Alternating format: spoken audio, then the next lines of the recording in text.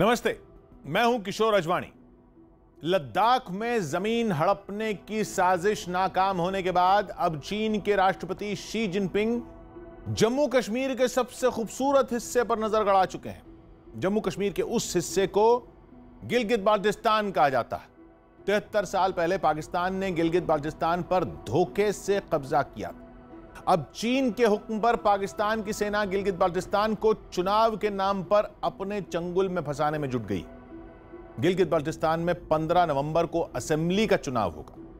यह फैसला भी गिलगित बाल्टिस्तान की जनता या फिर वहां के कथित चुनाव आयोग के बजाय पाकिस्तान की फौज ने सुनाया है। एक दिन पहले इसके लिए पाकिस्तान के army chief general Qamar Javed Bajwa ने वहां के राजनीतिक दलों के साथ बैठक की। उसी में यह फैसला हुआ कि गिलगित बाल्टिस्तान को स्वायत्तता के नाम पर पाकिस्तान ने 2009 में जो नई नौटंकी शुरू की थी उसे आगे बढ़ाया जाए। वहां चुनाव से बड़ा झूठ कुछ नहीं है। यह बात गिलगित बाल्टिस्तान का बच्चा बच्चा जानता है। 1947-48 तक गिलगित बाल्टिस्तान जम्मू कश्मीर का हिस्सा था। बंटवारे की आपाधापी में पाकिस्तान ने वहां जम्मू कश्मीर के राजा हरि सिंह की सेना के कमांडर मिर्जा हसन खान को बहकाया और गिलगित को आजाद देश घोषित करवा दिया। वहां के लोगों को तब पाकिस्तान ने यही झांसा दिया था कि गिलगित बाल्टिस्तान के लोग अपनी मर्जी के मालिक होंगे, अपनी मर्जी के। पाकिस्तान सिर्फ उनका मददगार बनकर रहेगा, वो आजाद देश होंगे। 1963 में पाकिस्तान ने गिलगित बाल्टिस्तान के करीब 5000 वर्ग किलोमीटर जमीन चीन के हवाले कर दी, क्योंकि चीन को काराकोरम हाईवे बनाना था। गिलगित बाल्टिस्तान में तब कोई सरकार नहीं थी। वहां मीरी सिस्टम था, यानी जो अमीर लोग थे उन्हें ही पाकिस्तान ने अलग अलग हिस्सों का राजा बना दिया था। चोरी से पाकिस्तान ने इलाके का नाम भी बदल दिया। 1970 के दशक में गिलगित बाल्टिस्तान को नॉर्दर्न एरियाज कहा जाने लगा। उसी के बाद गिलगित बाल्टिस्तान के लोगों को पाकिस्तान की साजिश का पता चला। वहां पाकिस्तान के खिलाफ बगावत शुरू हो गई। अब पाकिस्तान ने वहां 33 सदस्यों की असेंबली बनाकर चुनाव का ड्रामा चालू कर दिया। गिलगित बाल्टिस्तान के लोगों ने ऐतराज भी जताया कि जब वो पाकिस्तान का हिस्सा है ही नहीं तो फिर वहां चुनाव कराने वाला पाकिस्तान कौन होता है? पाकिस्तान के राजनीतिक दल वहां किस हैसियत से चुनाव लड़कर सरकार बना रहे हैं? वहां गिलगित बाल्टिस्तान काउंसिल के नाम पर पाकिस्तान के प्रधानमंत्री को सीधे दखल देने का अधिकार किसने दिया? इन सवालों के जवाब देने के बजाय पाकिस्तान की सरकार और वहां की सेना पूरी बेशर्मी के साथ अपनी मनमानी करने में जुटी रही। वही मनमानी अब वहां नए चुनाव के नाम पर भी शुरू हो चुकी।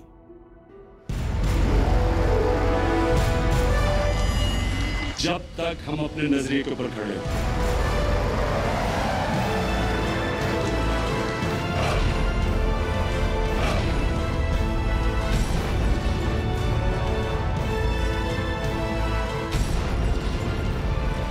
एलएसी पर हार से चीन बेचैन।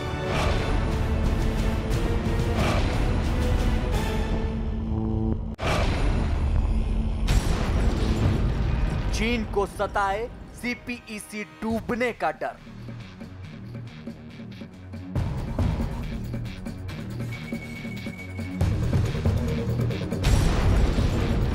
पाकिस्तान के साथ शी जिनपिंग का जाल।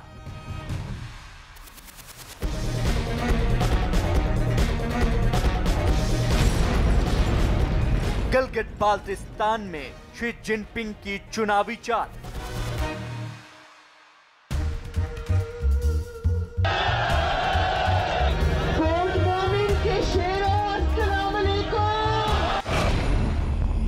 चीन के राष्ट्रपति शी जिनपिंग ने लद्दाख में यह सोचकर तनाव बढ़ाया था कि हर बार की तरह भारत की नीति बातचीत और चीन के अहम को न चोट पहुंचाने की होगी, लेकिन इस बार ऐसा नहीं हुआ।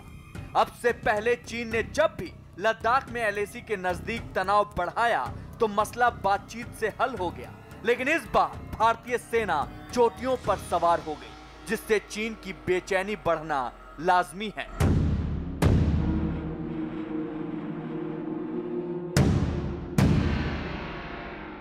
LAC पर भारतीय सेना के मजबूत स्थिति में पहुंच जाने से अब चीन सरकार की टेंशन बढ़ गई है।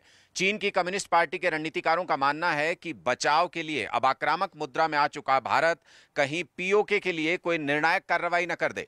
इसलिए चीन की सलाह पर पाकिस्तान के प्रधानमंत्री इमरान खान और सेना प्रमुख जनरल बाजवा ने POK के गिलगिट बल्टिस्तान में चुनाव कराने की चाल चली है। LAC पर चीन दिखावटी ताकत की नुमाइश कर रहा है तो LOC यानी पाकिस्तान के साथ लगने वाली लाइन ऑफ कंट्रोल पर ऐसी चाल चल रहा है जिससे उसका बड़ा फायदा हो सके। पाकिस्तान से खबर है कि चीन के इशारे पर पाकिस्तान की सरकार और सेना मिलकर गिलगित बाल्टिस्तान में चुनाव कराने वाले हैं। पाकिस्तान की इमरान खान सरकार ने चीन के इशारे पर 15 नवंबर को गिलगित बाल्टिस्तान में चुनाव कराने का ऐलान कर दिया है। पाकिस्तान के राष्ट्रपति आरिफ अलवी ने गिलगित बाल्टिस्तान में विधानसभा चुनाव कराने के बिल को मंजूरी दे दी है। पाकिस्तानी मीडिया के मुताबिक गिलगित बाल्टिस्तान विधानसभा में 33 सीटें होंगी। हालांकि चुनाव केवल 24 सीटों पर ही कराया जाएगा। बाकी बची 9 सीटों पर तकनीकी क्षेत्र के लोग और महिला सदस्यों को मनोनीत किया जाएगा। इससे पहले पाकिस्तान ने 17 सितंबर को गिलगित बाल्टिस्तान को 5वें प्रांत का दर्जा दिया था। पाकिस्तान ये सारा खेल चीन के इशारे पर ही खेल रहा है। गिलगित बाल्टिस्तान में इलेक्शन इमरान खान चीन और पाकिस्तानी सेना के दबाव में आकारी करा रहा है। चीन चाहता है कि किसी भी तरह गिलगित बाल्टिस्तान के इलाके में जो भी अड़चने चाइना पाकिस्तान एटॉमिक कॉरिडोर को पूरी करने के लिए आ रही हैं उनको पाकिस्तान दूर करे। चीन के इशारे पर ही पाकिस्तानी सेना के प्रमुख बाजवा और इमरान खान ने मिलकर ये चुनावी चाल चली है। Any action by Pakistan to alter the status of the militarily occupied so-called Gilgit-Baltistan has no legal basis whatsoever and is totally void ab initio. बताया जा रहा है कि पाकिस्तान के गिलगिट प्लान के पीछे पाकिस्तान के सेना प्रमुख जनरल बाजवा का हाथ है। पाकिस्तानी मीडिया के रिपोर्ट्स के मुताबिक पाकिस्तान की तमाम बड़ी पार्टियों के नेताओं को जनरल बाजवा ने रावलपिंडी में सेना मुख्यालय में दावत पर बुलाया। इस दावत में नवाज शरीफ के भाई शाहबाज शरीफ और आसिफ अली जरदारी के बेटे बिलावल भुट्टो जरदारी समेत तमाम बड़े नेताओं ने शिरकत की। इस दावत में ISI प्रमुख भी मौजूद थे। पाकिस्तान मीडिया ने इस बारे में खबरें भी दिखाई हैं। अहम खबर से आपको आगाह करें। DG ISPR कहते हैं army chief general Qamar Javed Bajwa से मोहम्मद जुबैर ने 2 मुलाकातें की हैं। मुलाकातों में DG ISI भी मौजूद थे। दोनों मुलाकातें मोहम्मद जुबैर की दरख्वास्त पर हुई। मोहम्मद जुबैर ने अगस्त के आखिरी हफ्ते और 7 सितंबर को आर्मी चीफ से मुलाकात की। DG ISPR के मुताबिक दोनों मुलाकातें नवाज शरीफ और मरियम नवाज से मुताल्लिक थीं। LAC पर फंस जाने के बाद चीन पाकिस्तान का इस्तेमाल करके भारत के खिलाफ दूसरा मोर्चा खोलने की साजिश रच रहा है। इसलिए पाकिस्तान की सेना ने नेताओं को साफ कह दिया कि उन्हें गिलगित बाल्टिस्तान में चुनाव कराने के फैसले में साथ खड़ा होना होगा। लेकिन खबरें हैं कि पाकिस्तानी सेना के मुख्यालय में नेताओं और कमर जावेद बाजवा के बीच लंबी जिरह बहस भी हुई। रावलपिंडी सेना मुख्यालय में सेना प्रमुख बाजवा ने पाकिस्तान की विपक्षी पार्टियों के नेताओं को बुलाया। बाजवा ने नेताओं से कहा POK पर भारत की कार्रवाई का डर है, इसलिए सेना गिलगित को अलग राज्य बनाकर वहां चुनाव कराना चाहती है। सेना चाहती है सभी पार्टी फैसले का समर्थन करें और साथ न देने पर बाजवा ने विपक्षी नेताओं को अंजाम भुगतने की धमकी भी दी। इसी दावत में बाजवा से बिलावल भुट्टो शहबाज शरीफ की बहस भी हुई। पाकिस्तान के विपक्षी नेताओं ने इस मामले पर सेना को घेरने की कोशिश की है। इन इश्यूज पे पॉलिटिकल क़यादत को बुलाना चाहिए, ना पॉलिटिकल क़यादत को जाना चाहिए। ये इश्यूज डिस्कस करने के लिए जिसने आना है वो पार्लियामेंट आए। पाकिस्तान मुस्लिम लीग नवाज पार्टी की नेता और नवाज शरीफ की बेटी मरियम नवाज शरीफ ने कहा है कि सेना संसद के फैसलों में दखल दे रही है और बिलावल भुट्टो ने भी इस मामले पर इमरान सरकार को घेरने की कोशिश की है।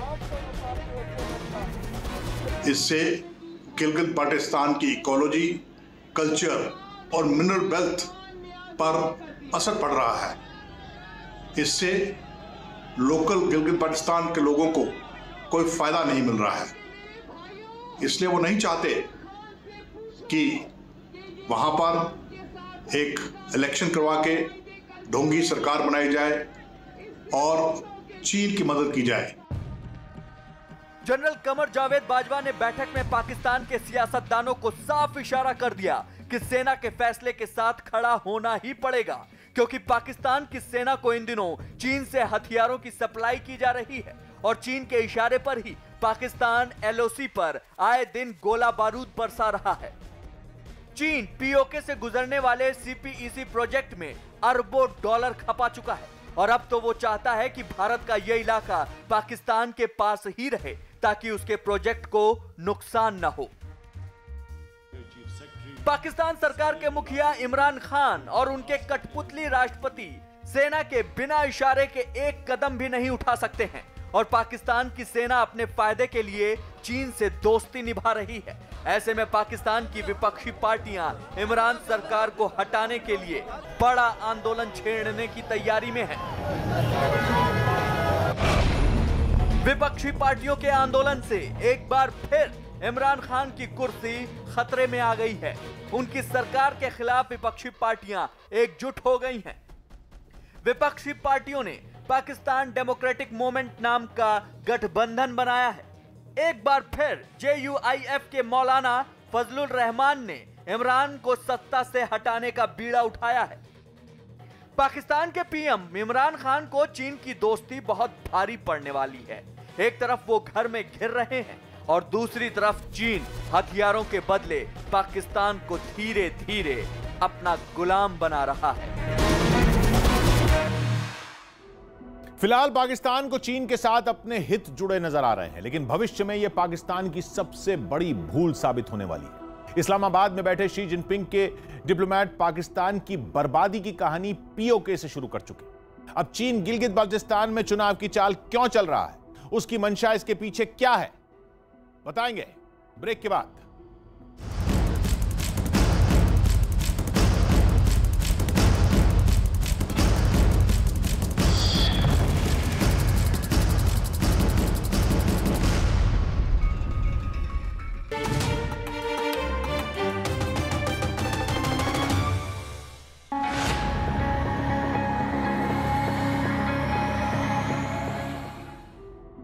भारत पिछले 73 साल में बार बार डंके की चोट पर यह बात कह चुका है कि गिलगित बाल्टिस्तान जम्मू कश्मीर का हिस्सा है। भारत और गिलगित बाल्टिस्तान के लोगों ने आज तक पाकिस्तान के अवैध कब्जे को कभी मान्यता नहीं दी। वहां चुनाव के तमाशे पर भी भारत ने हमेशा ऐतराज जताया है। संयुक्त राष्ट्र से लेकर किसी भी अंतर्राष्ट्रीय मंच पर पाकिस्तान की हिम्मत नहीं हुई कि वो गिलगित बाल्टिस्तान को अपना हिस्सा बता सके। पाकिस्तान के संविधान में भी गिलगित बाल्टिस्तान को स्वायत्त इलाका ही बताया जाता रहा। फिर भी पाकिस्तान की सेना, वहां की सरकार और पाकिस्तान की सुप्रीम कोर्ट तक गिलगित बाल्टिस्तान पर नाजायज रूप से काबिज है। वहां पाकिस्तान की सेना और सरकार की हरकतें किसी भूमाफिया जैसी, जो चीन की जरूरत के हिसाब से गिलगित बाल्टिस्तान के छोटे छोटे टुकड़े करके उसे बेचने में जुटी।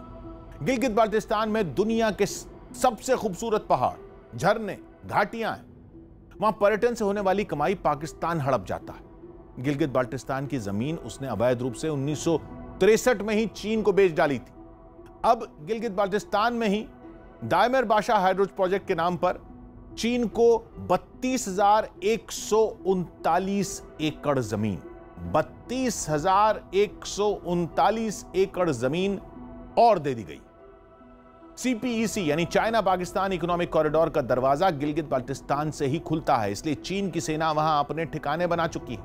सीपीईसी के जरिए चीन खाड़ी देशों और पश्चिम एशिया में अपना दबदबा बनाने की कोशिश कर रहा है। यह बात किसी से छिपी नहीं है।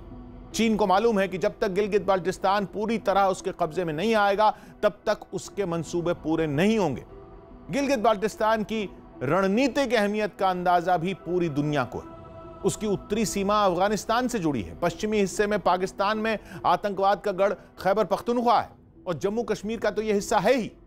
ऐसे में चीन को लगता है कि वो गिलगित बाल्टिस्तान को हड़पने के बाद एलओसी की तरफ से भी भारत पर दबाव बना सकता है।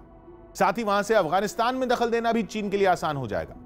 इसी काम के लिए चीन की सरकार पाकिस्तान की सेना का इस्तेमाल कर रही है। वैसे भी शी जिनपिंग को अच्छी तरह मालूम है कि पाकिस्तान की असली सरकार वहां की फौज ही है।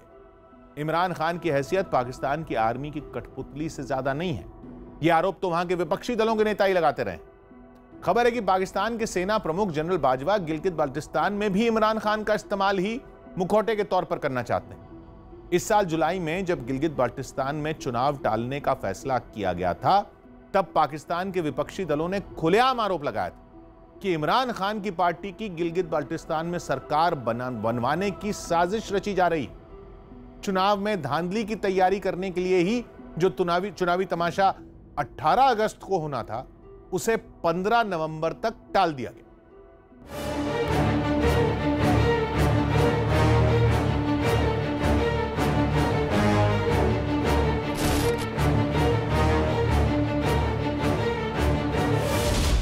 लद्दाख में चोट खाने से डरा चीन।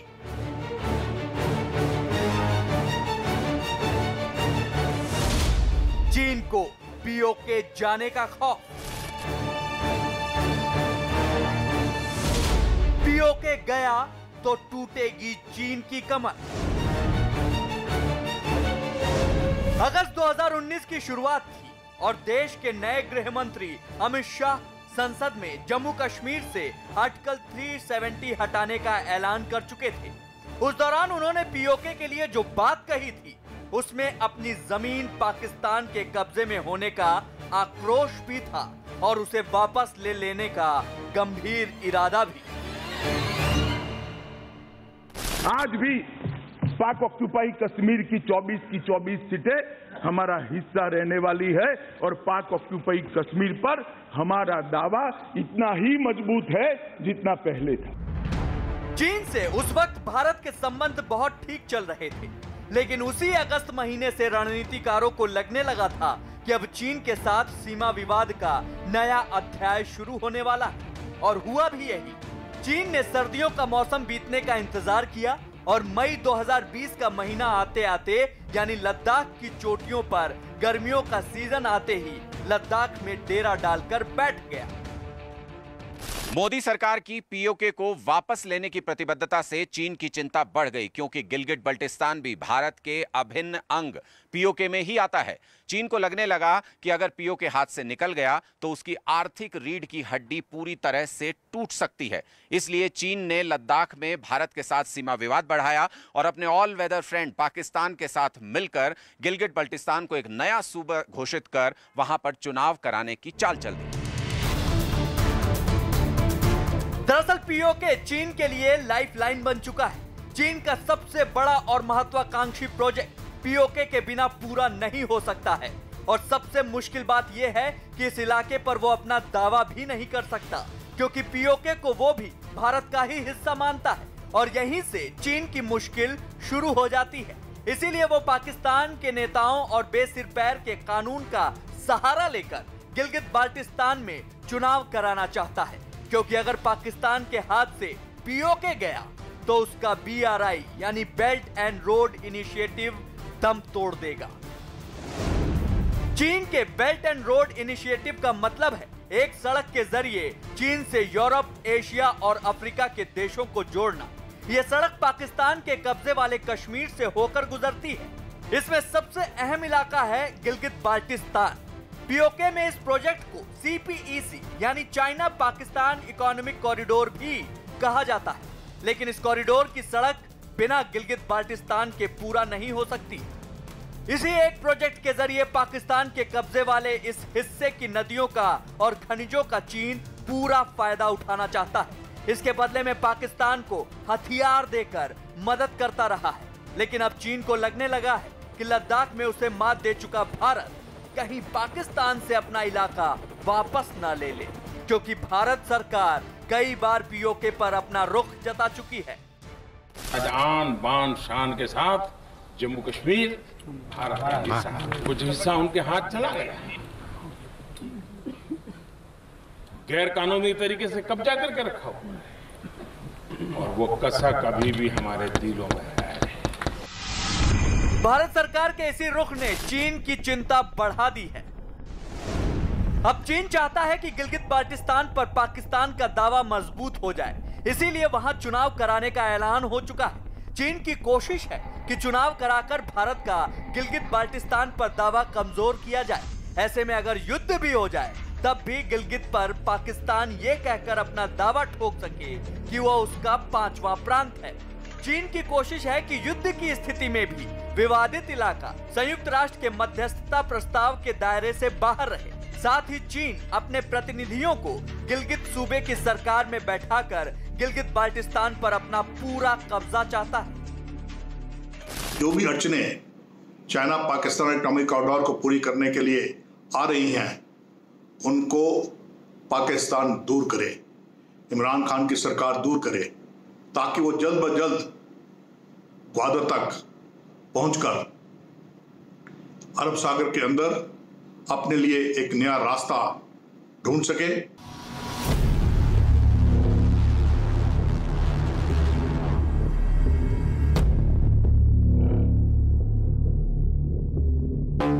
पाकिस्तान के कब्जे वाले इस इलाके में चीन ने अरबों डॉलर का निवेश किया है। जुलाई के महीने में ही चीन ने कोहाला में 2.4 अरब डॉलर के हाइड्रो पावर प्रोजेक्ट के लिए यह समझौता किया है। इसके अलावा भी चीन कई बड़े प्रोजेक्ट पीओके में चला रहा है। पाकिस्तान ने लद्दाख में तनाव बढ़ने के बाद से ही पीओके में सीपीईसी के तहत 11 अरब डॉलर के निवेश का ऐलान किया है। इस प्रोजेक्ट में नीलम झेलम पर बिजली परियोजना के लिए बांध बनाए जा रहे हैं। खुफिया एजेंसियों को मिली जानकारी के मुताबिक पीओके में पाकिस्तान के साथ मिलकर चीन ने सैन्य ठिकाने भी बनाए हैं। पीओके में पाकिस्तानी सैन्य ठिकानों पर चीन के सैनिक भी तैनात हैं। यानी चीन पीओके को सीपीईसी के साथ भारत को सरहद पर घेरने की तैयारी के लिहाज से भी तैयार कर रहा है। और चीन इसीलिए चाहता है कि इस विवादित जमीन पर किसी भी तरह से ऐसा प्रपंच रचा जाए जिससे भारत का दावा कमजोर हो और चीन यहां सैन्य ठिकानों के साथ साथ बड़ी परियोजनाएं बेरोक टोक चला सके। कोई भी फॉरेन इंस्टीट्यूशन यहां पर ऋण देने के लिए तैयार नहीं है। कोई भी फाइनेंशियल इंस्टीट्यूशन लोन देने के लिए तैयार नहीं है। इसलिए इस SEZ में इन्वेस्टमेंट करने को कोई तैयार नहीं है। चीन मानता है कि अगर इलेक्शन होकर यहां पर एक सूबा बन जाता है तो शायद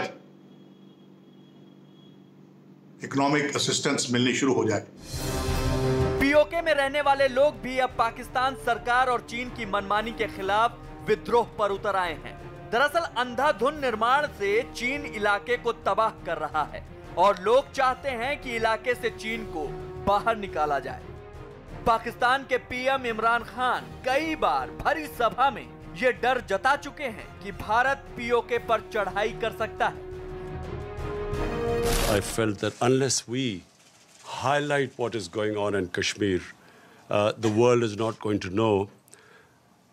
Neither will the people know the oppression that is going on, nor will the world understand that this is just the beginning.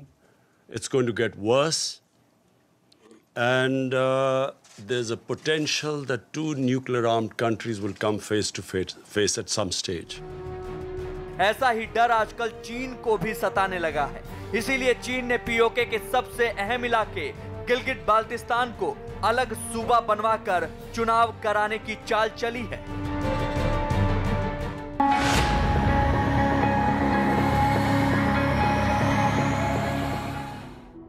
चीन के राष्ट्रपति शी जिनपिंग ने जब वहां के लोगों को सुपर पावर बनने का सपना दिखाया था, तब उनको दो ही देशों से दिक्कत थी। तेजी से शक्तिशाली बनता भारत और दुनिया की इकलौती महाशक्ति अमेरिका उनकी आंखों में खटक रहे थे। हालांकि चीन को तब भी अपनी ताकत पर बड़ा घमंड था। फिर भी प्लान बी के तहत शी जिनपिंग ने पाकिस्तान को अपने जाल में ठीक से फंसाना शुरू कर दिया। पाकिस्तान उनके लिए इसलिए महत्वपूर्ण था क्योंकि अफगानिस्तान में अमेरिका और नेटो की सेनाओं की सप्लाई लाइन पाकिस्तान से ही जाती। पाकिस्तान इसीलिए अमेरिका को 2001 से ही ब्लैकमेल करता रहा है। अमेरिका के लगातार ड्रोन हमलों की वजह से पाकिस्तान उसे अपना दुश्मन भी मानने लगा है। भारत के साथ तो पाकिस्तान की पैदाइशी दुश्मनी चल ही रही है, मतलब यह कि भारत और अमेरिका दोनों के खिलाफ चीन का सबसे बड़ा मोहरा पाकिस्तानी है। इसीलिए चीन ने CPEC के नाम पर पाकिस्तान को अपना कर्जदार बनाना शुरू कर दिया। इस प्रोजेक्ट में पाकिस्तान की सेना की दिलचस्पी भी थी, क्योंकि वहां सड़क से लेकर बिजली घर तक बनाने के सारे बड़े ठेके पाकिस्तान की सेना की कंपनियों के हिस्से में ही जाते थे। पाकिस्तान में हथियार खरीदने के सारे फैसले भी वहां के सेना प्रमुख ही लेते हैं। हथियारों के सौदे में कमीशनखोरी भी बहुत तगड़ी होती है। इसलिए पाकिस्तान की सेना का पेट भरने के लिए चीन ने उसे जमकर हथियार भी बेचे। मतलब यह कि चीन के लिए पाकिस्तान ऐसी मंडी बन चुका है जहां चीन जो चाहे, जिसे चाहे, उसे खरीद सकता है। अपनी रणनीतिक जरूरतों के लिए चीन ने CPEC का भी जमकर इस्तेमाल किया। 2 साल पहले अमेरिकी अखबार न्यूयॉर्क टाइम्स में एक रिपोर्ट छपी थी। उसमें यह बताया गया था कि CPEC की आड़ में पाकिस्तान में चीन ने अपना बीडू सैटेलाइट नेविगेशन सिस्टम भी तैनात कर दिया, जिसका इस्तेमाल चीन की सेना अपनी मिसाइल लड़ाकू विमान युद्धपोत के लिए कर सकती। CPEC की आड़ में ही चीन की सेना पाकिस्तान में बंकर और एयरबेस बनाने में भी जुटी है। इसका पर्दाफाश कुछ दिन पहले ही हुआ था। अब खबर है कि LAC पर भारत के सामने घुटने टेकने की मजबूरी दिखी तो चीन की सेना LOC पर पाकिस्तान के पीछे खड़ी होने लगी। चीन ने POK में तैनात करने के लिए अपने आधुनिक टैंक, लड़ाकू विमानों की बड़ी खेप पाकिस्तान के हवाले कर दी है। इसी साल मार्च में यूरेशियन टाइम्स की एक रिपोर्ट में बताया गया था कि पाकिस्तान की सेना चीन से मिले परमाणु हथियार, JF-17 लड़ाकू विमान, A-100 मल्टीपल रॉकेट लॉन्चर, अल खालिद टैंक और HQ-16 क्रूज मिसाइलों से लैस हो गई। चीन के ये हथियार भारत के लिए बड़ा खतरा बन सकते हैं। इनका इस्तेमाल पाकिस्तान की सेना अपनी मर्जी से भी कर सकती है और चीन के इशारे पर भी।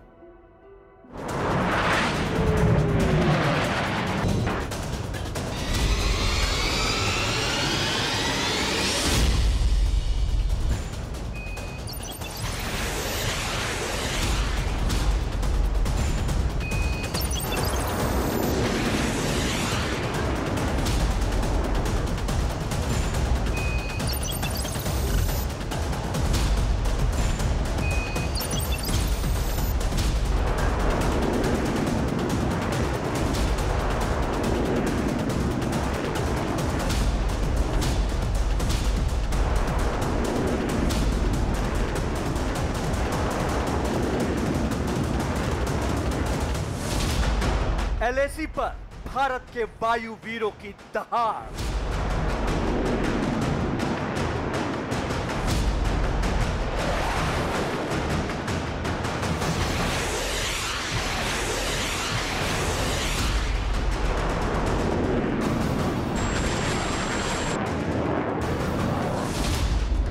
लद्दाख में गरज रहा है राफाल और मिराज।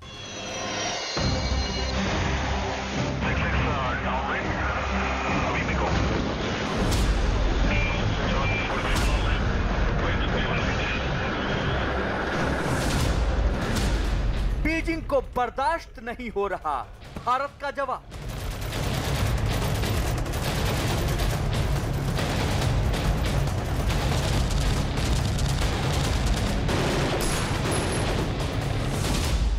इसलिए शी जिनपिंग ने बदली अपनी शातिर चाल।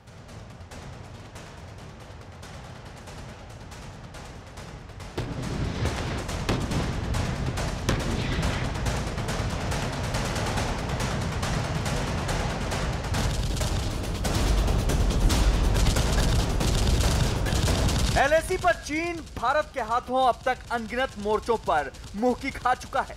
चीन की लाल सेना ने जब जब LAC पर किसी तरह की जुर्रत की, हमारे जवानों ने उसे ऐसा जवाब दिया कि अब चीन के सैनिकों का हौसला पूरी तरह पस्त हो गया है।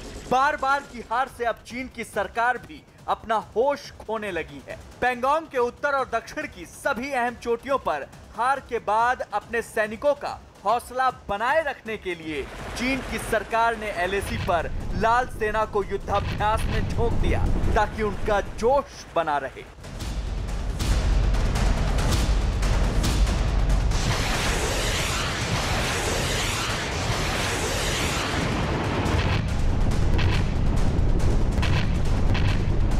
नकली जंग और नकली गोला बारूद से अपने सैनिकों का हौसला बनाने की चीन सरकार की यह कोशिश भी काम नहीं आई। क्योंकि डरी हुई चीन की सेना अभी अपनी हार से उभरती उससे पहले ही सीमा पर भारत के वायुवीरों ने गरजना शुरू कर दिया।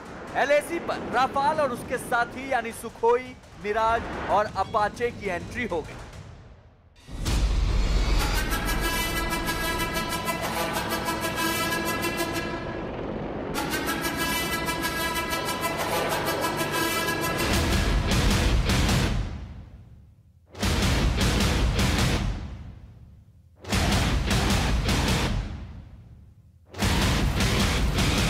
LAC के आसमान में भारत की इस गरज ने चीन के सैनिकों का मनोबल पूरी तरह तोड़ दिया। इससे चीन की सेना ही नहीं बल्कि सरकार भी चारों खाने चित हो गई, क्योंकि भारत ने जमीन पर तो चीन को हराया, आसमान में भी अपनी ऐसी ताकत दिखा दी जिसका जवाब चीन के पास नहीं था।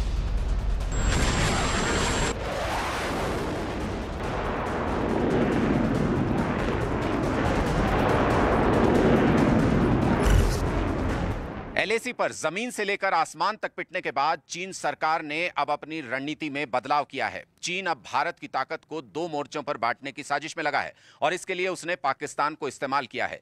चीन ने पाकिस्तान को तमाम हथियार और गोला बारूद मुहैया कराए हैं ताकि वो LOC पर भारत के खिलाफ मोर्चा खोल सके, और इस काम की निगरानी खुद पाकिस्तानी सेना के प्रमुख जनरल बाजवा कर रहे हैं ताकि चीन को वो खुश कर सकें।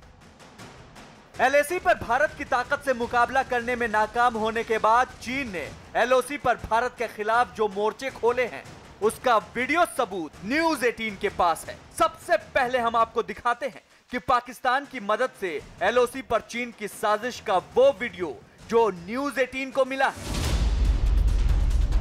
इस वीडियो में जिस टैंक पर पाकिस्तान के सेना प्रमुख बड़ी शान से बैठे नजर आ रहे हैं वो असल में चीन का टैंक है। पाकिस्तान के सेना प्रमुख इस टैंक पर बैठकर भले ही खुद को दुनिया का सबसे ताकतवर शख्स समझने की गलतफहमी पाल बैठे हों, लेकिन सच्चाई यह है कि इस टैंक को चीन ने पाकिस्तान को दिया है और इस टैंक से एक गोला भी चीन की इजाजत के बिना पाकिस्तान फायर नहीं कर सकता। चीन के इस टैंक पर बैठकर बाजवा सिर्फ फोटो सेशन ही कर सकते हैं और खाली मैदानों पर टैंक से जो शक्ति प्रदर्शन हो रहा है वो भी चीन के इशारे पर किया जा रहा है। पाकिस्तान चीन के टैंक से क्यों और कहां ये शक्ति प्रदर्शन कर रहा है ये आपको बताएं उससे पहले हम आपको इस टैंक के बारे में बताते हैं जिसे पाने के बाद पाकिस्तान भले ही खुद को ताकतवर समझने लगा हो, लेकिन सच्चाई यह है कि दुनिया में अब इस तरह के टैंक का शायद ही कोई देश इस्तेमाल करता हो, लेकिन पाकिस्तान इस टैंक को पाकर ही खुश हो गया है। चीन ने पाकिस्तान को जो टैंक दिया है उसे VT-4 टैंक कहते हैं। पाकिस्तान चीन को VT-4 टैंक की तकनीक दे रहा है। इस टैंक के मिलने के बाद पाकिस्तान अपने 350 टैंकों को और बेहतर बनाने की कोशिश करेगा। VT-4 टैंक को थर्ड जनरेशन का टैंक माना जाता है और इसे MBT-300 टैंक के नाम से भी जाना जाता है। चीन की सेना इस टैंक का इस्तेमाल करती है।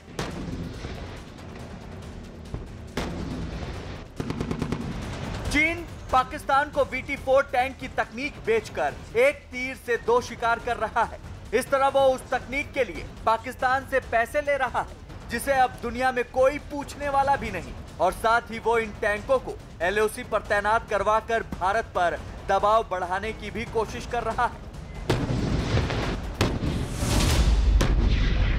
मिलिट्री वेपन्स का जो पूरा आर्सेनल है पाकिस्तान का, वो इतना बिखर गया है कि अनेकों देश से उसने पहले साजो सामान लिया, फिर उन्हीं देशों से उसको ये डिफेंस का साजो सामान मिलना बंद हो गया, तो अब रहकर एक ही देश रह गया है जिसके पास कुछ टेक्नोलॉजी है जो उसको दे सकता है। चीन ने पाकिस्तान को जो टैंक दिया है उसका परीक्षण झेलम फायरिंग रेंज में किया गया। यहीं जनरल बाजवा भी टैंक का प्रदर्शन देखने पहुंचे थे, जिसके बाद जनरल बाजवा का टैंक पर बैठे हुए वीडियो पूरे पाकिस्तान मीडिया में चलाया गया और इस टैंक का झूठा गुणगान किया गया।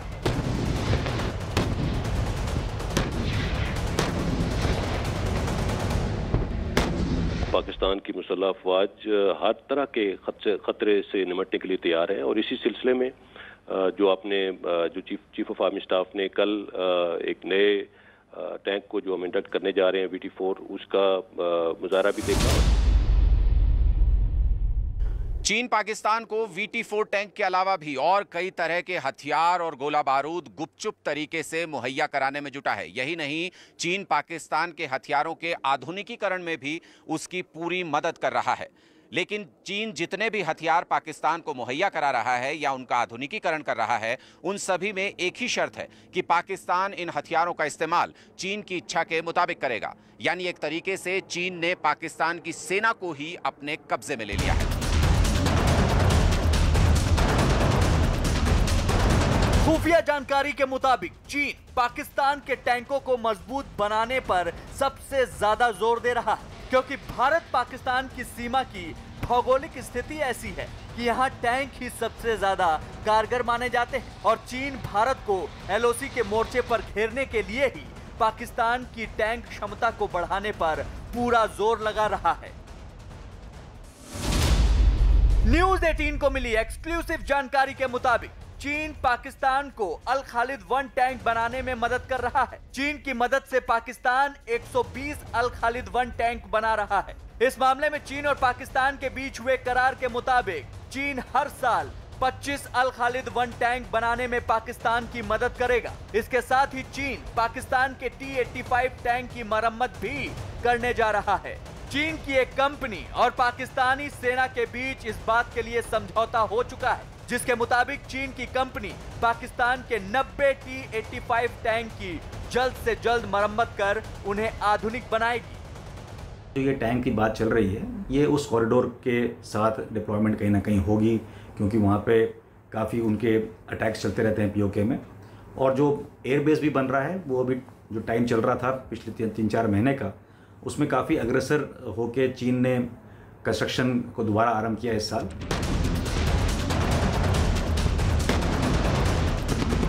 पाकिस्तान और चीन मिलकर जो साजिश रच रहे हैं, भारत उससे अनजान नहीं है। दरअसल भारत के ये दोनों दुश्मन देश एक साथ मिलकर भारत को कई मोर्चों पर घेरने का मंसूबा बना रहे हैं। इनकी कोशिश भारत को साजिशों के चक्रव्यूह में फंसाने की है। भारत के ये दो दुश्मन हमारे खिलाफ 3 मोर्चे खोल रहे हैं। पहला LAC पर, जहां चीन साजिशें कर रहा है। दूसरा भारत पाकिस्तान सीमा यानी LOC पर, जहां पाकिस्तान साजिश कर रहा है। इसके साथ ही ये दोनों मिलकर आतंकवाद को भी बढ़ावा दे रहे हैं।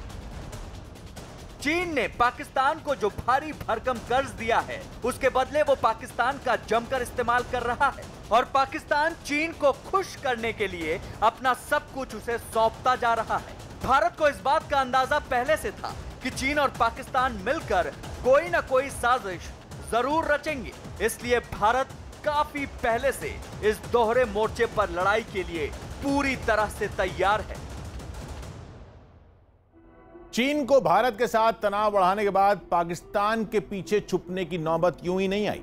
चीन को 1962 की जंग से ही इस बात का अंदाजा है कि बहादुरी के मामले में भारतीय सेना बेजोड़ है। 1962 की जंग में चीन सिर्फ इसलिए हावी हो पाया था क्योंकि भारत के सैनिकों की संख्या उससे बहुत कम थी। उस युद्ध में भारत की वायुसेना का इस्तेमाल नहीं किया गया था। यह भारत की रणनीतिक भूल थी, वरना 1962 की जंग की कहानी ही कुछ और होती। इस बार मई के महीने से ही चीन ने LAC पर भारतीय सेना के जो तेवर देखे, उससे चीन की सरकार और वहां की सेना भौचक्की रह गई। भारत ने पहली बार चीन को उसी की भाषा में जवाब दिया। सिर्फ जवाब ही नहीं दिया, बल्कि मजबूर कर दिया कि चीन को भी शांति और बातचीत का महत्व समझ में आने लगा। जानकार मानते हैं कि LAC पर भारत की बढ़त का रास्ता वायुसेना ने तैयार की। वहां तनाव की शुरुआत होते ही भारतीय वायुसेना ने जितनी तेजी से घातक हवाई हमले की तैयारी की, उससे चीन के पसीने छूट गए। चीन की सेना ने आक्रामकता दिखाने के लिए जितना गुणा भाग किया था, वो सब फेल हो गया। याद है ना, चीन का सरकारी मीडिया ताना मार रहा था कि भारत लद्दाख के पहाड़ी इलाकों में सैनिकों के लिए रसद और हथियार कैसे पहुंचाएगा। इसका जवाब भारतीय वायुसेना के मालवाहक विमान ग्लोब मास्टर ने दे दिया। भारतीय सेना के जवानों को LAC की अग्रिम चौकियों तक पहुंचाने और दुश्मन पर आग बरसाने के लिए चिनूक और अपाचे हेलीकॉप्टरों ने उड़ान भरनी शुरू कर दी। सरहद पर हवाई गश्त करने के लिए सुखोई, मिराज 2000, MiG-29 विमानों ने भी गलवान घाटी की हिंसक झड़प के बाद ही शुरू कर दी। 29 जुलाई को भारतीय वायुसेना के पास रफाल की पहली खेप आई। उसके बाद दुनिया भर के रणनीतिक विशेषज्ञों ने माना कि हवाई वार और पलटवार के मामले में अब भारत का पलड़ा बहुत भारी है। खबर यह भी है कि दूसरी खेप में कम से कम 4 रफाल विमान अगले महीने भारत आ सकते हैं। वहीं रफाल की गश्त देखकर चीन को भी समझ में आ गया है कि उसका J-20 विमान तो रफाल के सामने नहीं टिकने वाला। चीन की वायुसेना अब रफाल की मार से बचने के लिए J-31 नाम की लड़ाकू विमान LAC पर तैनात करने की तैयारी में।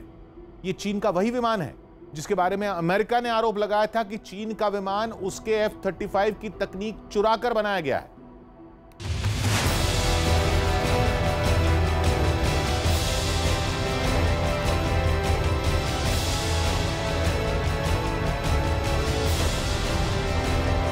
LAC पर गरजा राफाल, सुखोई और मिराज ने भरी उड़ान, कांप उठे चीन और पाकिस्तान। राफाल के डर से साथ आए शी और इमरान। LAC पर लाल सेना में भागम भाग।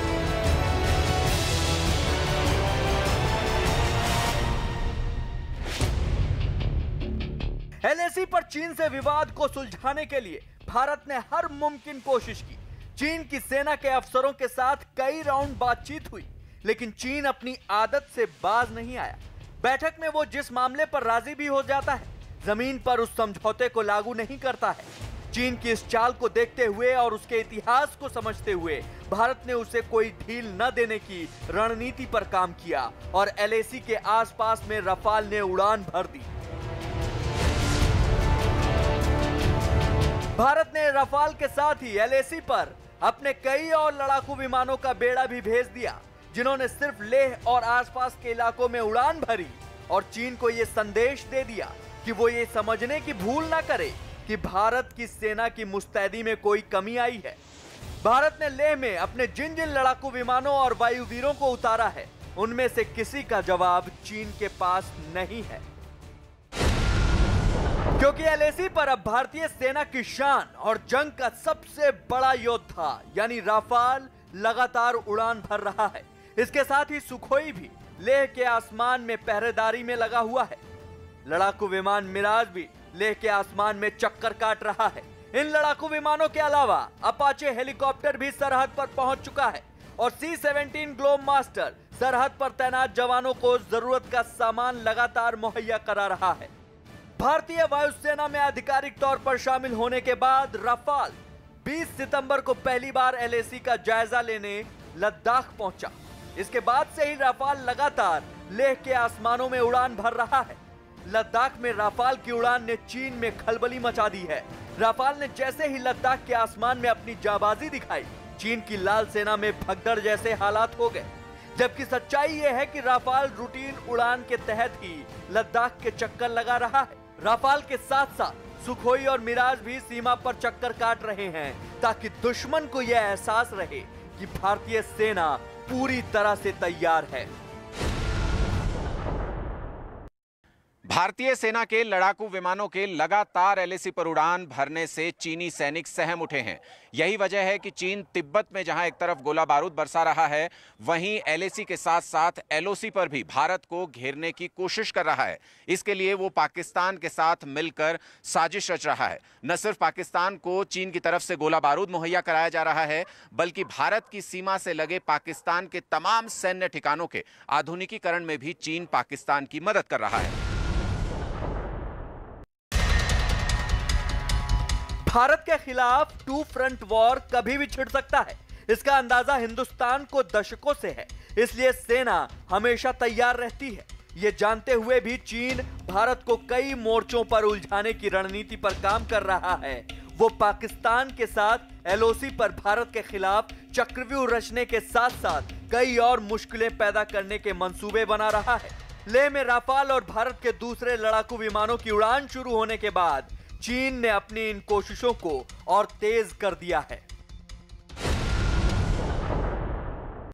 चीन इस चीज से घबरा के LOC को भी, पाकिस्तान तो उसका कठपुतली है, उसको उसके इशारे पे नाचता है, जैसा जैसा चीन कहता है वैसे वैसे पाकिस्तान करता है। तो चीन के इशारे पे पाकिस्तान भी LOC को थोड़ा एक्टिव और हॉट करने की कोशिश कर रहा है। LAC पर चीन अब तक भारतीय थल सेना से ही मुकाबला कर रहा था, जहां वो लगातार पिट भी रहा था। लेकिन वायुसेना के मजबूती से LAC पर पहुंचने के बाद चीन के होश उड़ गए।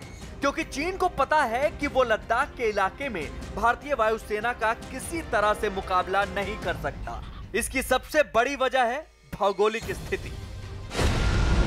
दरअसल लद्दाख के इलाके में चीन भारत में आसमानी जंग नहीं कर सकता है, क्योंकि लद्दाख के इलाके में चीन के सैन्य अड्डे भारत से काफी नीचे हैं। ऊंचाई के कारण चीन के विमान भारतीय ठिकानों तक पहुंच नहीं सकते हैं, जबकि ऊंचाई का फायदा उठाकर भारत चीन के ठिकानों को आसानी से निशाना बना सकता है। इसी भौगोलिक स्थिति की वजह से चीन के लड़ाकू विमान फुल लोड के साथ नहीं उड़ान भर सकते। इसके अलावा पैंगोंग के उत्तर और दक्षिण में अहम चोटियों पर अब भारत का कब्जा है। इससे भारतीय सेना चीन की हर हरकत पर नजर रख सकती है। इससे भी चीन की मुश्किल काफी बढ़ गई है। भारत ने लड़ाकू विमान के साथ साथ LAC पर अपाचे हेलीकॉप्टर और C-17 ग्लोब मास्टर को भी उतार दिया है। C-17 ग्लोब मास्टर का इस दुर्गम इलाके में पहुंचना यह साबित कर देता है कि भारत अब LAC पर सर्दी के दिनों में भी मुकाबले के लिए तैयार है, और अगर युद्ध लंबे समय तक खिंचता है तो भी भारत को कोई फिक्र नहीं है। चीन के रणनीतिकार भारत की इस ताकत की वजह से ही परेशान है, और लड़ाकू विमान के साथ साथ उन्हें अपाचे हेलीकॉप्टर और C-17 ग्लोब मास्टर का LAC पर पहुंचना सबसे ज्यादा अखर रहा है। कि घबराहट की जो मात्रा है वो और भी इसलिए बढ़ गई है कि जब से ये रफ़ाल ऑपरेशनल हुआ है, रफ़ाल ने भी लद्दाख में एयर सॉर्टीज़ किए हैं, और लद्दाख हाई एल्टीट्यूड में रफ़ाल बहुत ही कारगर और सक्षम है। रफाल से घबराए चीन ने सिर्फ युद्धाभ्यास की अपनी रणनीति में बदलाव नहीं किया, बल्कि उसने सीमा पर अपनी सैन्य तैयारी में भी बहुत से बदलाव शुरू कर दिए हैं। अब चीन का ज्यादा जोर अपनी हवाई ताकत को बढ़ाने में है, इसलिए चीन तिब्बत में लगातार लड़ाकू विमान की नई नई खेप भेज रहा है। खुफिया जानकारी के मुताबिक चीन ने तिब्बत में मिसाइल की तैनाती तेज कर दी है। वो अब सतह से हवा में मार करने वाली मिसाइलें तैनात कर रहा है। इसके अलावा चीन ने तिब्बत में 150 फाइटर जेट तैनात कर दिए और LAC पर 50,000 सैनिकों की तैनाती की गई है। इसके साथ ही चीन ने गुपचुप तरीके से तिब्बत में रॉकेट फोर्स भी तैनात कर दी है। चीन ने इसके साथ ही तिब्बत में युद्धाभ्यास भी तेज कर दिया है और अपने युद्धाभ्यास में मिसाइलें भी शामिल कर ली हैं, जिसमें जमीन से हवा में मार करने वाली मिसाइल का परीक्षण किया जा रहा है। इसके साथ ही चीन ने एयर डिफेंस सिस्टम का इस्तेमाल भी युद्धाभ्यास में शुरू कर दिया है और दुश्मन के लड़ाकू विमान को मार गिराने का खास तौर पर अभ्यास किया जा रहा है। यही नहीं, चीन ने अब 4,500 मीटर की ऊंचाई पर युद्धाभ्यास शुरू कर दिया है, जिसमें रॉकेट और होवित्जर तोप का इस्तेमाल किया जा रहा है। इससे साफ हो जाता है कि चीन लद्दाख में भारत के लड़ाकू विमानों से बुरी तरह घबराया हुआ है और इसी घबराहट में वो चौतरफा तैयारी में जुट